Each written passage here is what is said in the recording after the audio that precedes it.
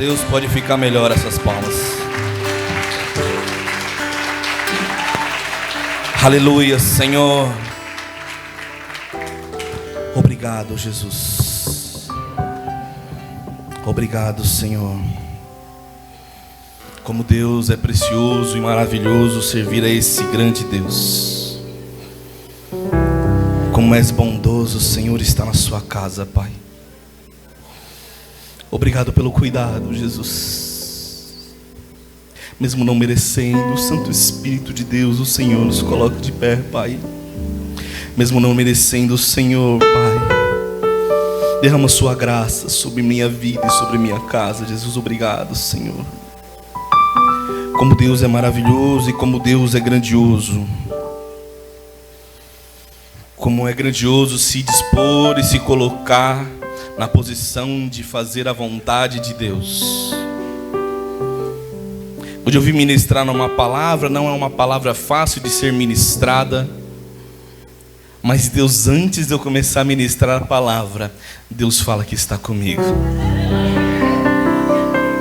Não é sobre o Samuel, não é sobre mim, é sobre Ele. Se você olhar para mim, talvez você não vai ter coragem nenhuma. Se você olhar para mim, para minhas imperfeições, você não vai ter coragem nenhuma. Mas se você olhar para Ele e para a palavra dEle, através das nossas bocas, que o Senhor nos usa, eu creio que você vai sair daqui corajoso e forte, no nome de Jesus. O livro que eu vou ministrar nesta noite, eu sei que as horas já se avançam, mas eu peço 30 minutos da sua atenção, e eu creio que Deus falará aos nossos corações. E esse livro se encontra no livro de Joel. Eu vou ler do 1 até o 15.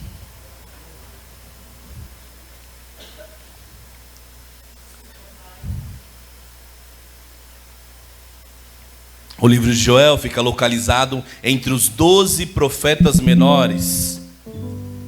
Não menores por conta da estatura e não menores por conta que a profecia dele foi menor, mas sim porque os livros dele são 12 livros pequenos. E eu quero ler em Joel hoje. Eu vou ler para não tomar tempo a palavra do Senhor que foi dirigida a Joel, filho de Petuel. Preste atenção, velhos, e escute a todos os moradores da terra. Aconteceu algo assim no tempo de vocês ou no dia dos seus pais. Conte isso aos filhos de vocês, que eles conte aos filhos dele, e que eles falam sobre em geração a seguinte: o gafanhoto cortador deixou, o gafanhoto migrador comeu. O que o gafanhoto migrador deixou, o gafanhoto devorador comeu. O que o devorador deixou, o gafanhoto destruidor comeu.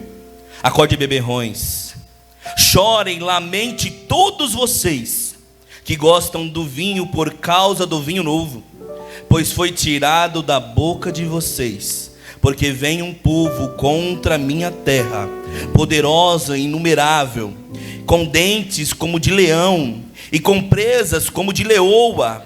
Destruiu as minhas videiras e destroçou as figueiras, tirou as cascas das árvores e as jogou fora, os galhos brancos. Lamente como a virgem vestida de roupa feita de pano, que lamenta a morte do seu noivo. Na casa do Senhor foram cortadas as ofertas de cereais e as libações. Os sacerdotes, ministros do Senhor, estão enlutados. Em campos foram arrasados e a terra está de luto, porque o cereal foi destruído. O vinho novo acabou, o azeite está no fim. Fiquem envergonhados, lavradores. Lamente, vinhateiros, por causa do trigo e da cevada, porque a colheita foi destruída e as videiras secaram, as figueiras murcharam, e as romanzeiras, e as palmeiras e as macieiras também.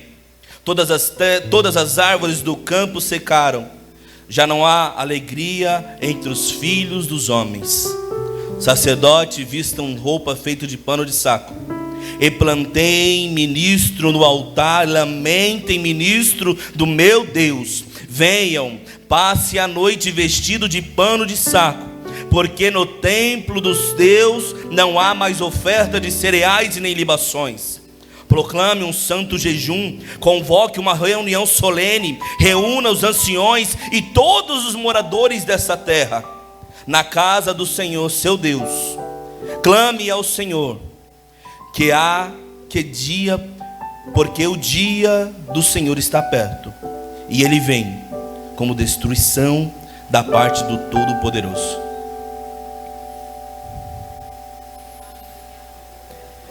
Essa aqui é uma profecia que foi entregue a esse profeta Joel.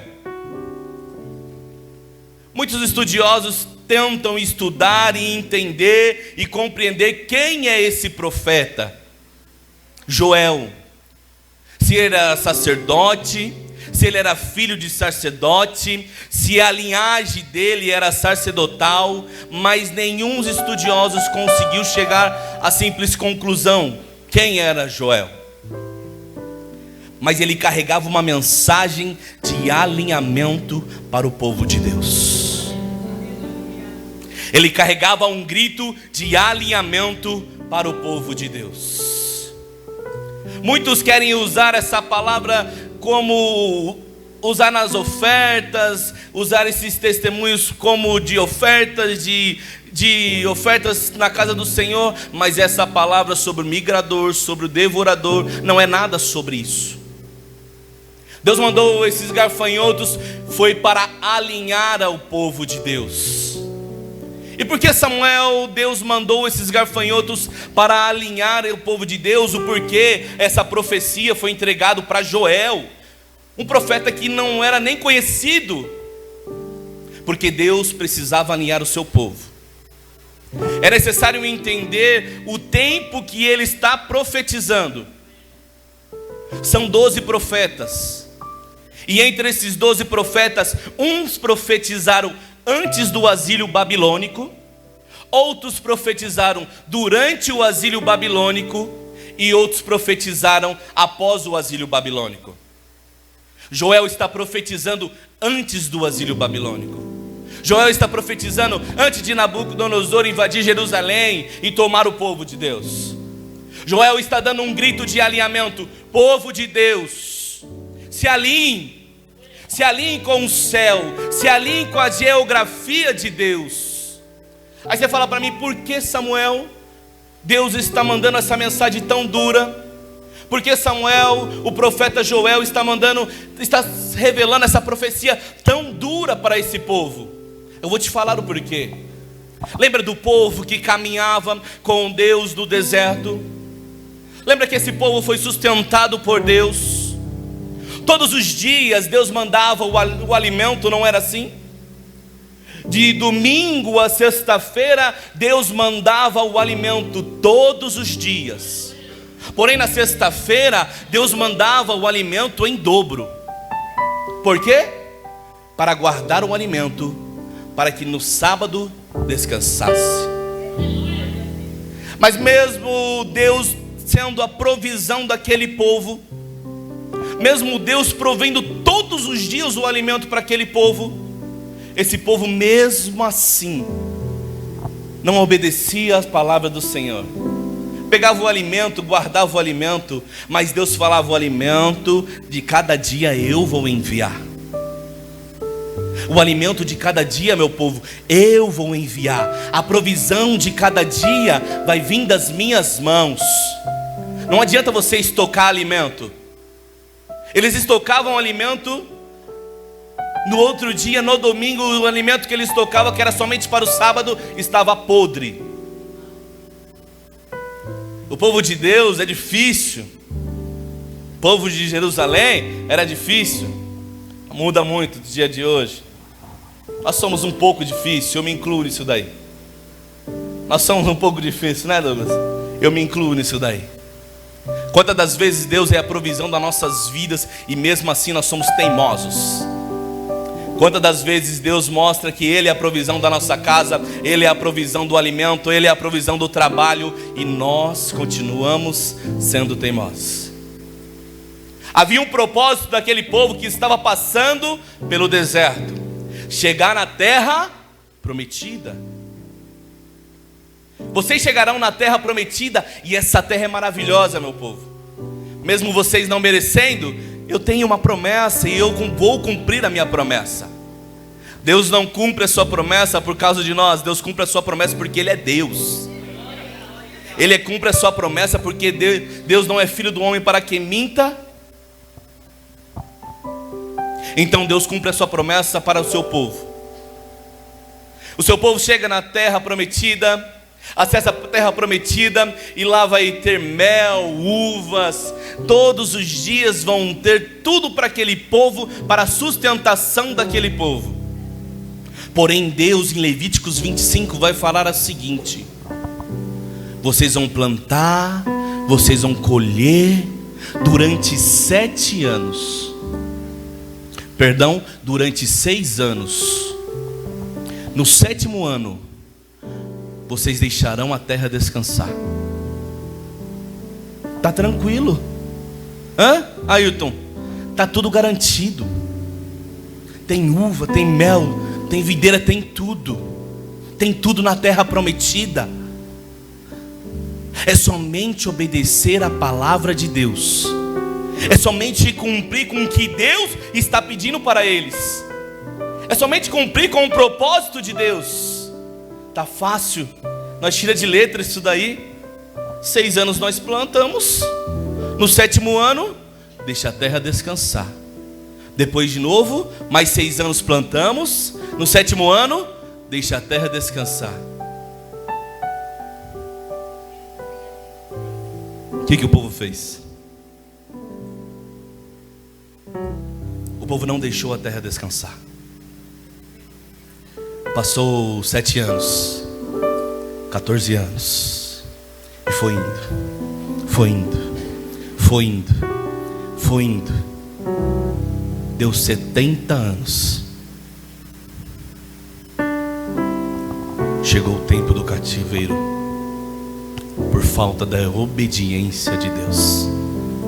Mas Deus mandou os seus profetas para alinhar o seu povo, para que não viesse a acontecer isso.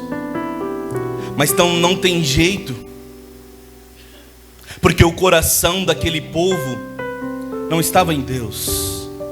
Mesmo vendo as providências, mesmo vendo o maná cair do céu no deserto, mesmo sabendo quem sustentava aquele povo era Deus, mesmo chegando à terra prometida, vendo todos os frutos e vendo tudo que Deus reservou e preparou para aquele povo, mesmo assim o povo não obedeceu à palavra de Deus. Porque o coração daquele povo não estava no que Deus tinha. O coração daquele povo não estava nas promessas e nem nas provisões de Deus. O coração daquele povo estava nas coisas daquela terra,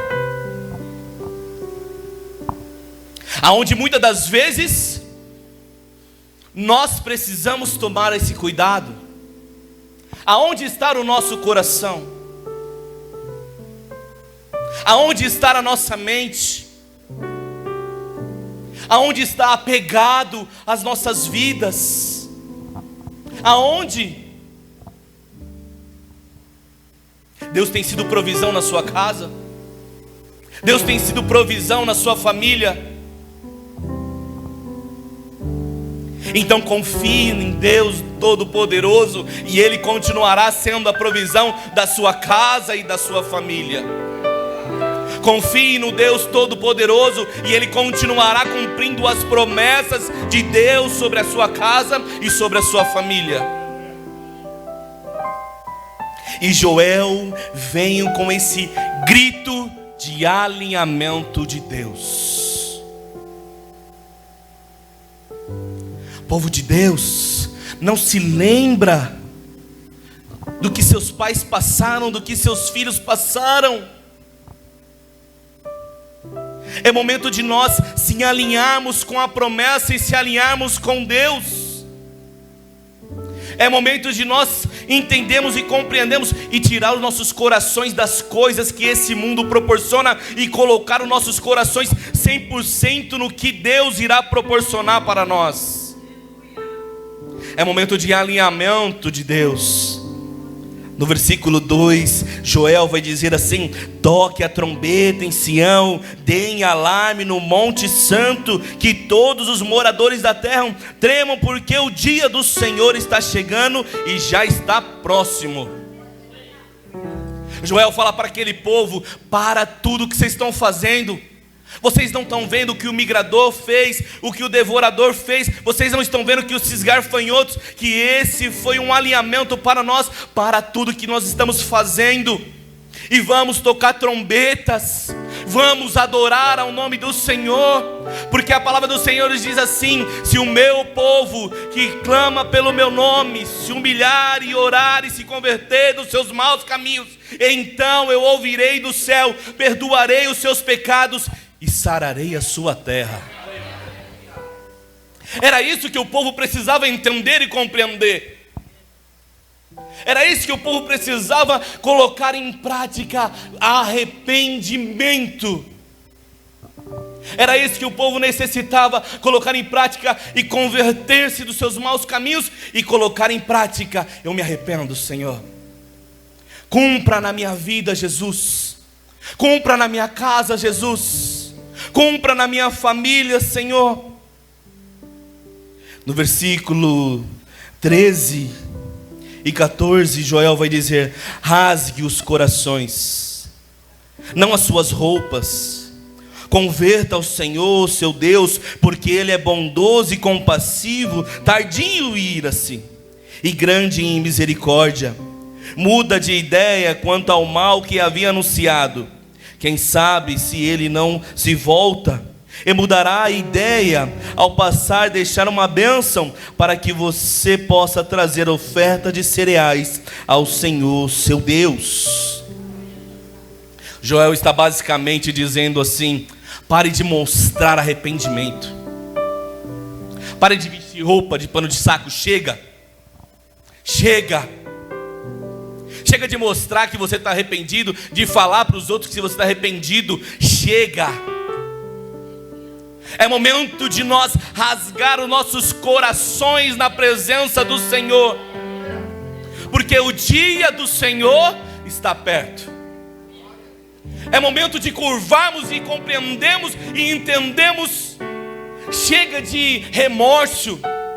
Chega de fingir que estamos arrependidos. Joel está ministrando isso para aquele povo. Chega. É momento de arrepender. É momento de se arrepender verdadeiramente na presença do Senhor. É momento de parar de mostrar para os outros que estamos arrependidos do que fizemos. Eu estou arrependido. Minha nossa, meu Deus do céu. Ai, como eu estou triste, fiz de novo. Joel está dizendo basicamente: chega. Chega, povo de Israel. Chega, é momento de nos posicionarmos diante do Senhor, porque o que o Senhor tem para nossas vidas é maior do que nós possamos proporcionar para nós mesmos. Porque as promessas do Senhor é maior do que nós possamos entender e compreender. Aquilo que nenhum olho viu, que nenhum ouvido ouviu, é o que o Senhor tem preparado para a sua igreja.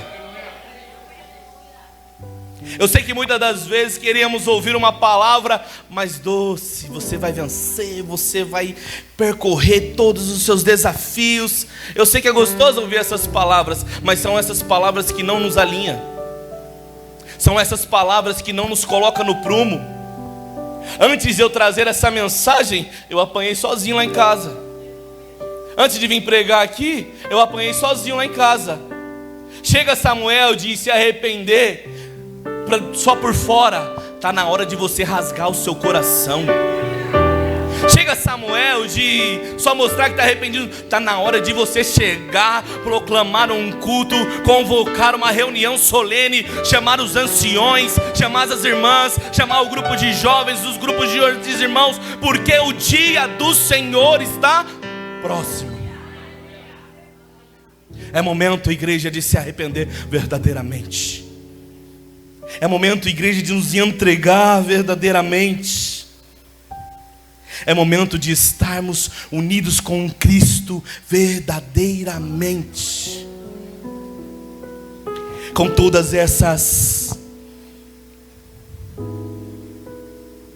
essa profecia de Joel, no versículo 28, vou correr que as horas correm, meu Deus do céu.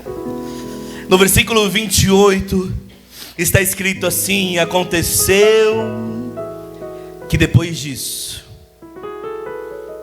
eu derramarei o meu espírito sobre toda a humanidade. Os filhos e as filhas de vocês profetizarão, os seus velhos os sonharão, os seus jovens terão visões. Até sobre os servos e sobre as servas derramarei o meu espírito naquele dia. Mostrarei prodígios no céu e na terra, sangue, fogo, colunas de fumaça.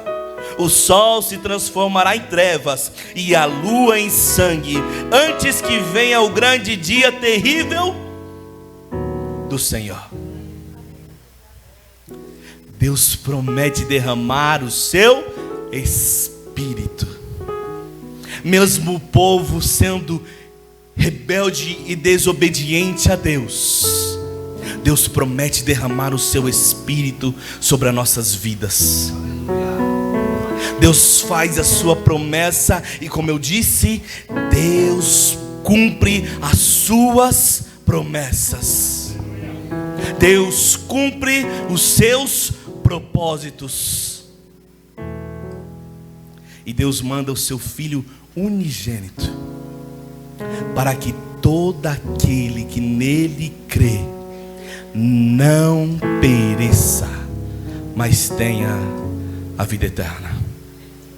Jesus Cristo manda o seu Filho Deus manda o seu Filho Jesus Cristo para se entregar na cruz, para cumprir a promessa, para cumprir a profecia em Joel. Em Atos 2 vai mostrar o cumprimento da promessa. Em Atos 2 vai nos mostrar o cumprimento e o realizamento da promessa de Deus.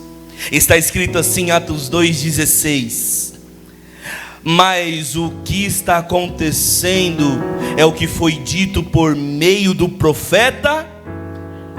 Acontecerá nos últimos dias, Deus derramará o meu espírito sobre toda a humanidade. Os filhos e as filhas de vocês profetizarão, os seus jovens terão visões e os seus servos sonharão. Até sobre os meus servos e sobre as minhas servas derramarei o meu espírito. Naquele grande dia profetizarão, mostrarei prodígios em cima do céu, os sinais na terra, sangue, fogo, nuvens de fumaça. Sol se transformará em trevas e a lua em sangue, antes que venha o grande dia glorioso, o dia do Senhor. E acontecerá que todo aquele que invocar o nome do Senhor será... Aleluias! Glória a Deus! Glória a Deus! É por isso que Ele trouxe eu aqui nessa noite, para que nós viemos se realinhar com a promessa e com a palavra de Deus para nossas vidas. É por isso que Ele trouxe eu, gordinho, baixinho, carequinha, para falar para você: aquele que crê na promessa será salvo. Aquele que crê na promessa será salvo. Isso não é o Samuel que está dizendo para você. Isso é a palavra de Deus que está dizendo para você.